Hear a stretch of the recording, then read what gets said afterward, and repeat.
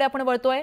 थेट परकीय गुंतवणूक आणि देशांतर्गत गुंतवणुकीत महाराष्ट्र देशात गेल्या 2.5 वर्षात क्रमांक 1 वरच आहे असं सांगत उपमुख्यमंत्री देवेंद्र फडणवीसांनी राहुल गांधींचे आरोप फेटाळून लावले। कोणते उद्योग गेल्या 2-2.5 वर्षात आले, त्यातून किती कोटींची गुंतवणूक आली आणि किती रोजगार मिळणार आहेत याचा लेखाजोखा फडणवीसांनी सादर केला। राहुल गांधी यांनी केलेले आरोप फडणवीसांच्या कार्यालयाने आकडेवारी सादर करून खोडून काढले। 7,000 कोटींच्या परकीय गुंतवणुकीतील 52% फक्त महाराष्ट्रात आल्याचं फडणवीसांनी सांगितलंय।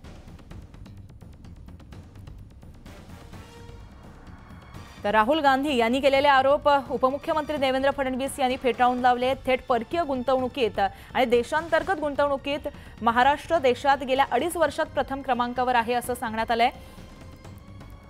तर याबाबत आपण अपडेट जाणून घेतोय। आपल्याबरोबर काँग्रेसचे प्रवक्ते अतुल लोंढे आहेत। अतुलजी, राहुल गांधी यांनी आरोप केले होते आणि आता देवेंद्र फडणवीस यांनी आकडेवारी सादर करत हे सर्व आरोप जे आहेत ते आता फेटाळून लावलेले आहेत। तुमची यावरची पहिली आणि महत्त्वाची प्रतिक्रिया?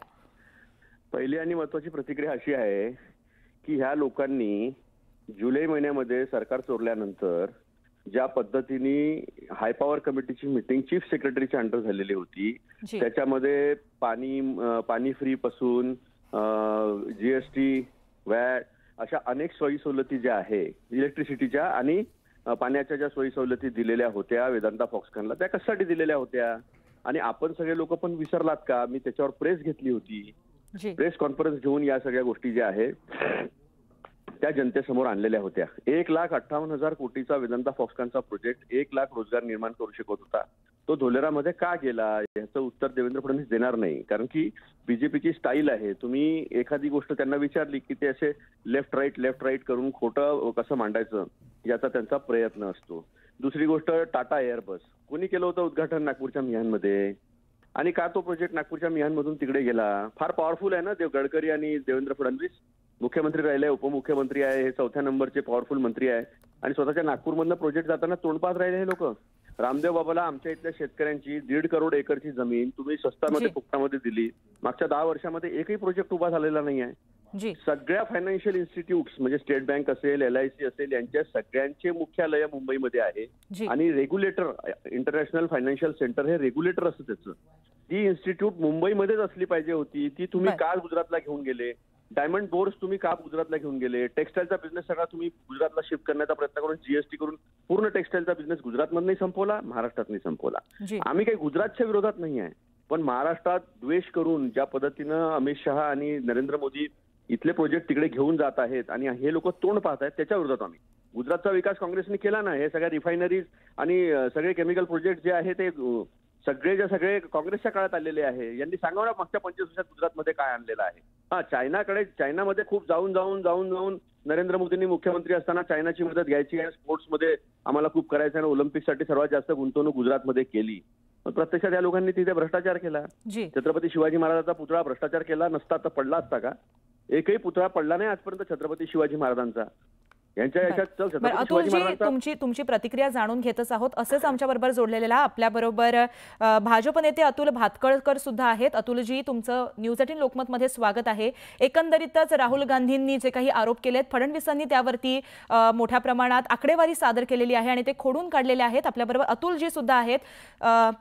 अतुलजी, मुळामध्ये अतुल लोंढे असतील किंवा राहुल गांधी असतील, हे खोटं बोलण्यामध्ये हे माहीर आहेत आणि त्याच्यामुळे काँग्रेसच्या काळामध्ये मुंबई शहरातल्या एवढ्या गिरण्या बंद पडल्या आणि त्या स्थलांतरित झाल्या।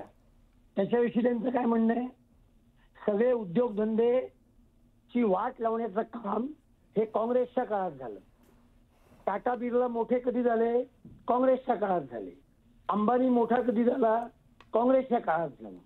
आणि त्याच्यामुळे अदानींना सुद्धा पहिला गुजरात मधला प्रोजेक्ट मुंद्रा पोर्टची जमीन ही गुजरातच्या काँग्रेसच्या मुख्यमंत्री पदाच्या काळामध्ये काही पैसे एकरमध्ये ही त्यावेळच्या काँग्रेसवाल्यांनी त्यांना विकत घेऊन दिली। तेलंगणात काय चालू आहे?